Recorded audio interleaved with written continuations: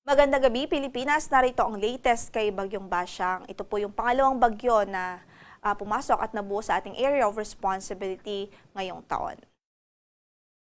Kaninang alas 2 ng hapon ay nag-intensify nga po ito from an LPA, naging tropical depression itong bagyo, at kaninang alas 5:30 ng hapon ay tuluyan nga po pumasok ng ating area of responsibility at pinangalanan po natin si Bagyong Basyang.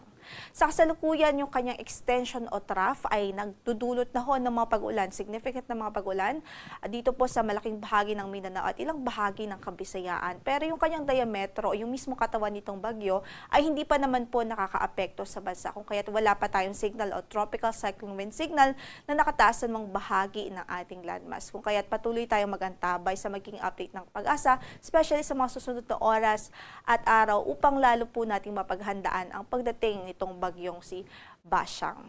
Base sa ating latest analysis, nakita natin ang sentro nito sa layong 965 kilometers silangan ng northeastern Mindanao.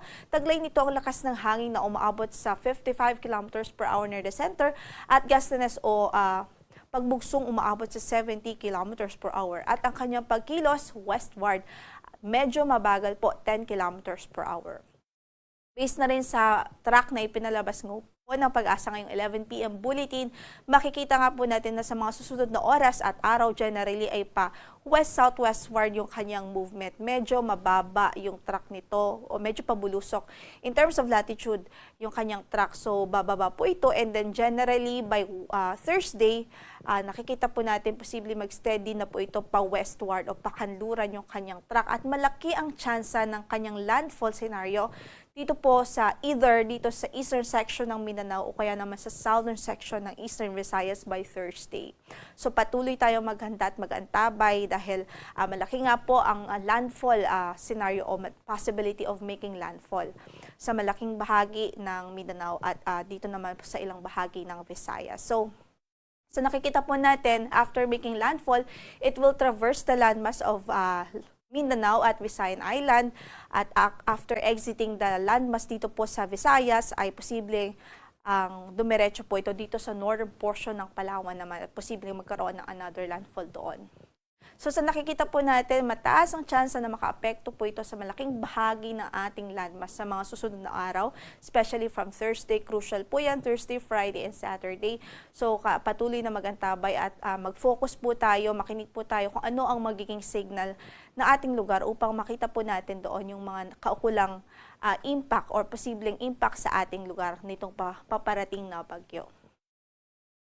Samantala, ito po yung mga lugar kung saan ay wala pa namang signal pero nakakaranas po ng occasional gust of wind, so pabugso po ng hangin dahil naman po sa northeast monsoon o dahil sa amihan. So dito po sa Batanes, Papuan Islands, Ilocos Norte, Abra, Northern at sa Eastern Mainland Cagayan, sa Eastern Isabela, sa Aurora, Rizal, Quezon, Mimaropa, Bicol Region, Visayas, Dinagat Islands, Surigao at Siargao at Bukas Grande Islands, sa Camiguin at Zamboanga del Norte. By tomorrow, most of Luzon, Visayas, Caraga, Davao Region, Zamboanga Peninsula, Camiguin, Misamis Oriental at maging sa Lanao del Norte. Habang by Thursday, most of Luzon, Visayas, Caraga, Davao Region, Northern Mindanao, Zamboanga Peninsula, Basilan at maging sa Tawi-Tawi.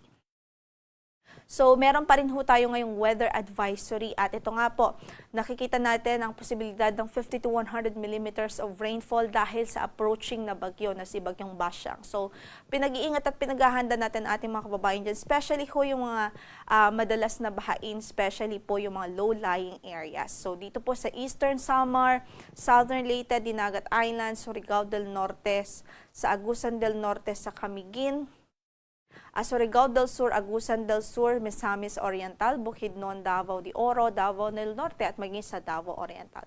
That's tomorrow evening until Thursday evening. And then by Thursday evening to Friday evening, dumami pa yung mga lugar kung saan ay makakaranas ho ng mga matitinding pag-ulan o heavy rains, malalakas na mapag-ulan dahil sa Bagyong Basyang. Dito po sa Eastern Samar, Leyte, Southern Leyte, Cebu, Bohol, Negros Occidental, Negros Oriental, Siquijor, maging dito sa Dinagat Islands, Surigao del Norte, Camiguin, Agusan del Norte, Surigao del Sur, Misamis Oriental, Misamis Occidental, Lanao del Norte, sa Agusan del Sur, sa Bukidnon, Zamboanga del Norte, sa Lanao del Sur at maging sa Davao del Norte. So patuloy tayong maging updated o mag-antabay sa mga latest ng pag-asa ukol dito dahil asahan natin pwede pong madagdagan pa yung mga lugar na yan kung saan na itataas natin ng weather advisory. Sa ngayon ay wala naman po tayong gale warning sa anumang bahagi ng ating baybaying dagat. Pero maalon pa rin ang ating kondisyon ng karagatan, especially sa northern portion ng northern Luzon dahil po sa epekto ng amihan. And then sa mga susunod na oras at araw ay may inaasahan pa rin tayong gale warning na i-raise po natin sa eastern section naman ng Visayas at Mindanao dahil po yan sa paparating na bagyo.